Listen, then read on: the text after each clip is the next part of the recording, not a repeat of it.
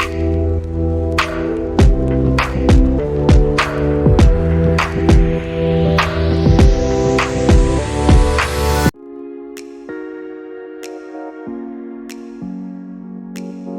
वालेकुम। आज हम वर्डप्रेस सेटिंग्स की बात करेंगे। वर्डप्रेस सेटिंग्स में आप किस तरह से काम कर सकते हैं। ये वर्डप्रेस की मेन सेटिंग्स हैं, जिसमें कोई प्लगइन के थ्रू ये नहीं आई हुई। ये बिल्ट इन जो वर्डप्रेस की अपनी सेटिंग्स हैं, ये उसकी बात कर रहा हूँ मैं।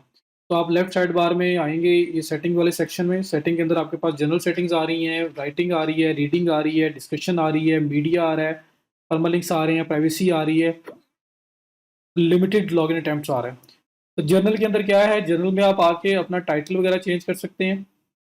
जैसे अभी अगर मैं आता हूँ तो यहाँ पे साइट टाइटल लिखा हुआ आ रहा है माय ब्लॉग, और टैगलाइन लिखी हुई आ रही है जस्ट अनदर वर्डप्रेस वेबसाइट। और अगर मैं अपने स्टोर को ओपन करूँ, अपनी वेबसाइट को ओपन करूँ, तो आप देखिएगा कि उसके ऊपर जो टॉप यहाँ पे भी आपको विजिबिलिटी उसकी नज़र आएगी। जो उसके टैब के अंदर लिखा हुआ नज़र आ रहा होगा, तो यही लिखा हुआ आ रहा होगा my blog just another WordPress website. तो आपने उसको थोड़ा बहुत एडिट करना है प्रॉपरली। तो यहाँ पे आप चेंज कर सकते हैं, लाइक अगर आप ये जो स्टोर है आपका माई टेस्ट वेब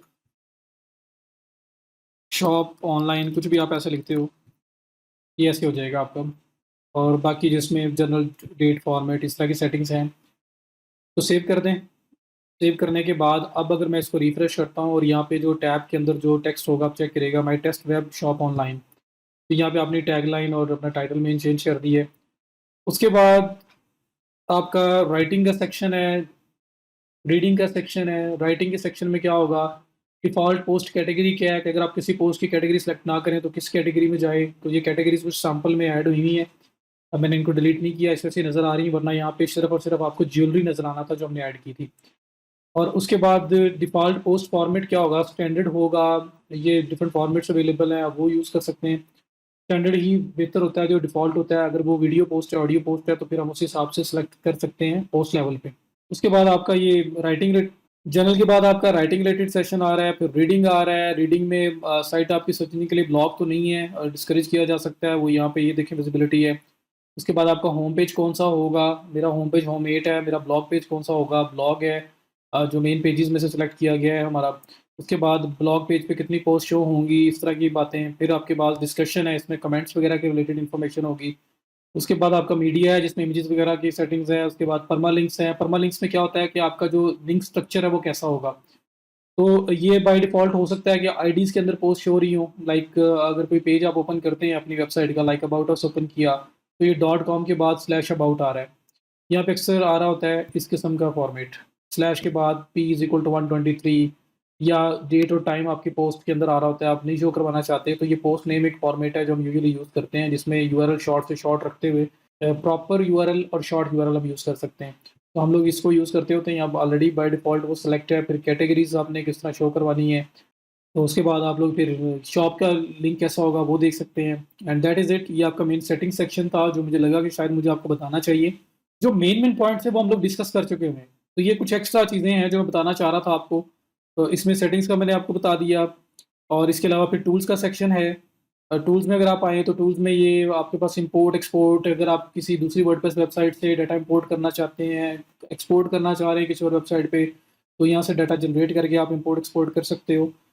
उसके बाद आपके पास यूज़र्स का सेक्शन आ रहा है, जहाँ पे जो आपके एडमिन एक यूज़र नेम है, मतलब मैं एक एडमिन, मैं एक यूज़र हूँ। उसके अलावा किसी और को मैंने ऐड करना है, तो मैं उसको भी यूज़र एज़ अ ऐड कर सकता हूँ।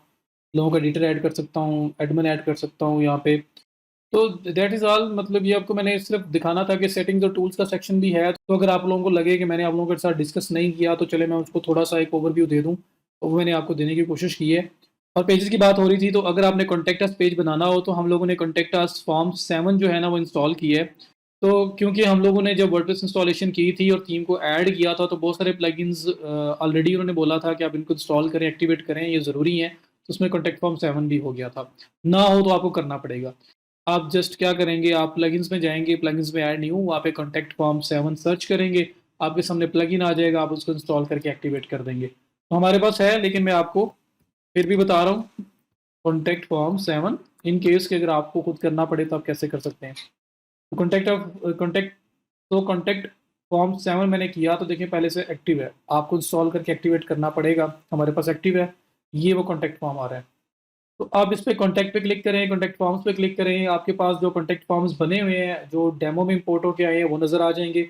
बाय डिफ़ॉल्ट अगर आप इंस्टॉल करते हो जब ये प्लगइन, तो सिर्फ़ ये एक बाय डिफ़ॉल्ट बना हुआ आता है, ये वाला कॉन्टैक्ट फॉर्म।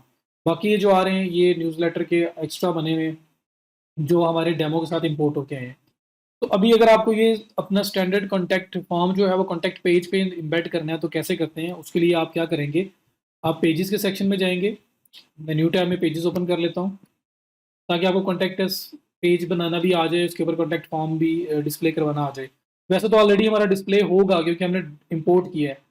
लेकिन अगर आप खुद से फ्रेश साइट बना रहे हो, हर चीज़ खुद डेवलप कर रहे हो, तो फिर आपको ऐड करना पड़ेगा। तो ये आपके पास कॉन्टैक्ट का जो है पेज आ रहा है, इस पे क्लिक करें, इसको ओपन करें। ये एलिमेंटर पे बना हुआ है।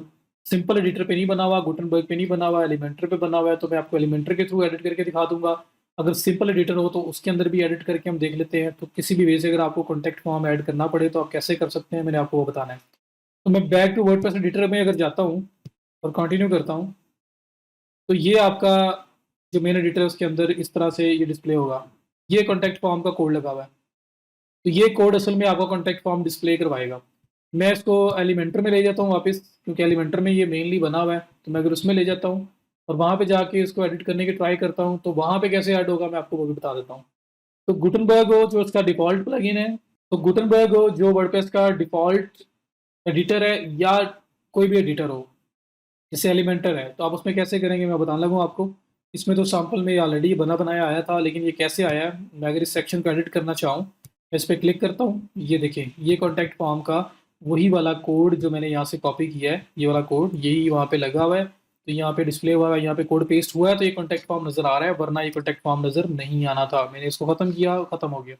मैं पेस्ट करूँगा, यहाँ कॉन्टैक्ट फॉर्म नज़र आ जाएगा। तो जिस जगह पे डिस्प्ले करवाना है वहाँ पे कॉन्टैक्ट फॉर्म 7 इंस्टॉल करके उसमें से कॉन्टैक्ट फॉर्म जो है उसका शॉर्ट कोड लेके आपको अप्लाई करना पड़ेगा। तो ये इस तरह से अप्लाई होता है। और अगर आपको फ्रेश अप्लाई करना पड़े, मतलब यहाँ पहले से ना हो, एलिमेंटर में करना है, तो ये प्लस का जो बना हुआ है सेक्शन, इस पे क्लिक करें। एक पूरा न्यू सेक्शन ऐड करें और इसमें प्लस पे क्लिक करके ये विजेट्स आ जाएंगी सारी, और इसमें आप कॉन्टैक्ट फॉर्म की विजेट फाइंड कर लें। मैं यहाँ पे लिखता हूँ कॉन्टैक्ट, ये कॉन्टैक्ट फॉर्म कॉन्टैक्ट है, यहाँ पे मैं क्लिक करता हूँ। यहाँ पे क्लिक करें, ऐड करें। ऐड करने के बाद यहाँ पे क्लिक करें। क्लिक करने के बाद यहाँ पे आप कोई भी शॉर्ट कोड ऐड करने के लिए कोई भी ले सकते हैं। मैं यहाँ पे अगर HTML लिखता हूँ, HTML इसको ड्रैग करके ड्रॉप किया, ये बॉक्स आ गया। यहाँ पे मैं कोड पेस्ट करता हूँ, वही वाला जो कॉन्टैक्ट फॉर्म का मैंने यहाँ से कॉपी किया था। और अगर आपको खुद से ऐड करना पड़ जाए, आप कैसे कर सकते हैं, आप प्लस पे क्लिक करें, न्यू सेक्शन ऐड करें, प्लस, और यहाँ पे शॉर्ट कोड, ये शॉर्ट कोड उठा के अप्लाई करें, शॉर्ट कोड ड्रैग ड्रॉप, यहाँ पे अपना वो कोड पेस्ट करें कॉन्टैक्ट फॉर्म वाला। यहाँ पे कॉन्टैक्ट फॉर्म विजिबल हो जाएगा, ये देखें पूरा कॉन्टैक्ट फॉर्म आ गया। अब 2 बार आ गया। तो मैं ये आपको ऐड करना बता रहा हूँ, अगर आपको यहाँ पे करना पड़े। और अगर गुटनबर्ग हो तो वहाँ पे भी आपको सिंपल कोड पेस्ट करना पड़ेगा, तभी नज़र आएगा, वरना विजिबल नहीं होगा। तो पेजेस के अंदर कॉन्टैक्ट फॉर्म का पेज कैसे ऐड करते हैं मैंने आपको ये बताया। That's all. I hope after this course you will be able to develop your own website. You can start selling this service, और आप अपने लिए भी ये काम कर सकते हैं। तो बेशक आप इसको किसी के लिए सेल करें अगेन सम मनी, या आप अपने लिए बनाना चाहते हैं, तो आप इंशाल्लाह आप इस काबिल हो चुके हुए हैं कि आप अपनी एक वेबसाइट बना सकें।